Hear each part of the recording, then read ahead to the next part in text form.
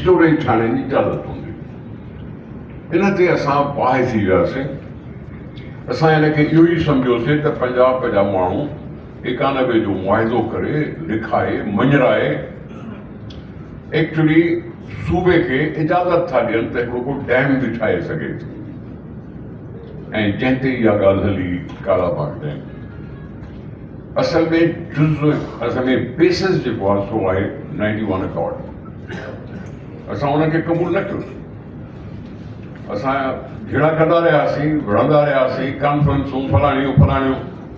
उन वक़्तु एतिरा माण्हू बि कोन निकिरंदा हुआ जेतिरा अॼु निकिरनि था 1991 वारे मुआइदे। उते असां सिर्फ़ु सेमिनारनि जे अंदरि क़ैद हुयासीं, बंदि हुयासीं।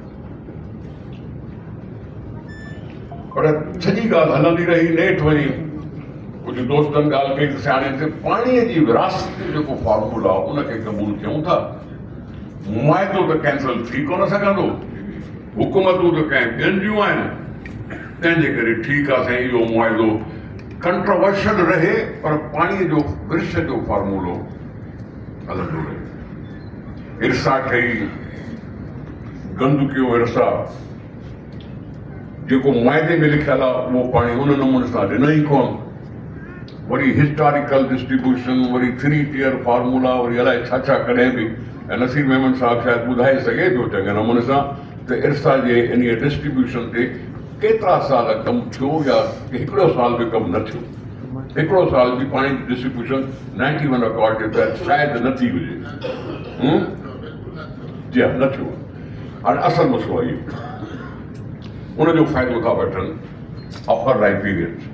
असां कानून पैनल अक़वामी ॿुधाया हूंदासीं। पहिरियों हक़ जेको आहे सो लोएस्ट राइपेरियन जो आहे। इंटरनेशनल कानून आहे, फलाणो आहे। असां चयोसीं इहा दरिया जेको आहे सिंध खे जे करे दरिया में तव्हां हमलो कयो था त पाकिस्तान खे विरहाइण जी इहा साज़िश आहे, पाकिस्तान खे टोड़ण जी इहा साज़िश आहे। तंहिंजे करे कॾहिं धरना हयासीं, कॾहिं जुलूस कढियासीं, कॾहिं वार ॾिठीसीं, न मींहुं ॾिठोसीं, हलंदा रहियासीं, आवाज़ उथारींदा रहियासीं।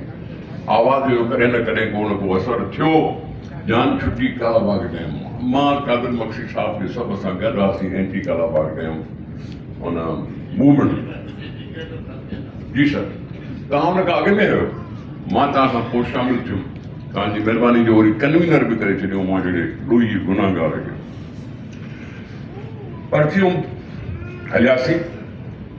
आबाद इहो न थी सघियो कालाबाग डैम।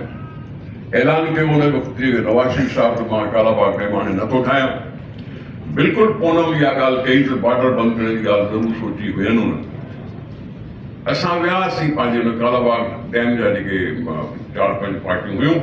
बेनी साहबा खे गुज़ारिश कईसीं। बेनी साहब पुछा कई त साईं केरु केरु थो कीअं करे, केरु केरु थो कीअं करे। फताउल्ला मैंगल साहब बि हुयो, त साईं रसूल भट्ट साहब बि हुयो, त साईं ANP जो दोस्त अजमल साहब बि हुयो, ॿिया बि हुआ। जिन ॻाल्हि ॿुधायसि साईं असां हीअं था धरना हणूं, तंहिंजी चई मां बि पोइ हिते न रहंदुसि। मां हिन पाणीअ खे क़ौमी मसइलो थी सम्झां, पाणीअ ते धाड़ो जेको आहे पाकिस्तान जे ख़िलाफ़ थो सम्झां मां। तंहिंजे करे मां बि कमु शइ ते ईंदुसि। जिते कादिर साहब बि हुयो त ॿिया बि हुआ, ॿिया बि हुआ। ठीकु आहे, असांजो ऐलान थियो। पर उन खां पोइ आयो जनरल मुशरफ। न एथनिक हुई, न NEC हुई, न CCI हुई, कुझु कोन हो। एग्ज़ेक्टिव ऑर्डर ते उन ठाहिणु शुरू कयो।